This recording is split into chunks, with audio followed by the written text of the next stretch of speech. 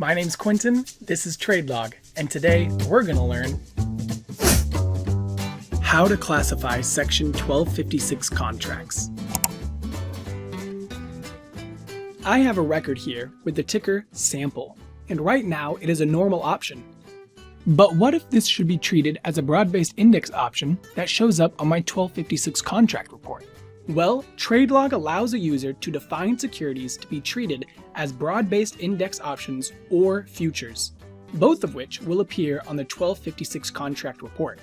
To define these settings, go to the top left and click User. Then click Trade Type Settings. The TradeLog options window will pop up, and from here you can click either the third tab for futures or the second tab, Broad-Based Index Options. A list of currently defined symbols will be listed. To add a symbol, simply enter the ticker symbol in the New Symbol field. Then enter the multiplier, then click on the Add button to add the new symbol. Let's look for our ticker in the list. And there it is. But what if you wanted to remove a symbol? In that case, select the symbol from the list, then click on the Remove button. Now it's gone.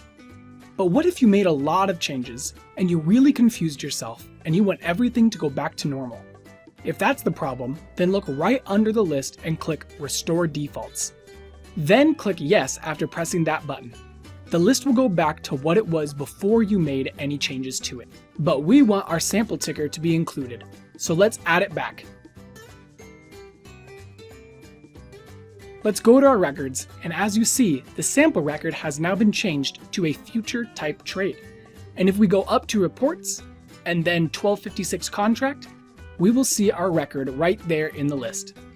Now if you want more information on how TradeLog handles 1256 contracts, or just more information on 1256 contracts in general, then feel free to visit our support center.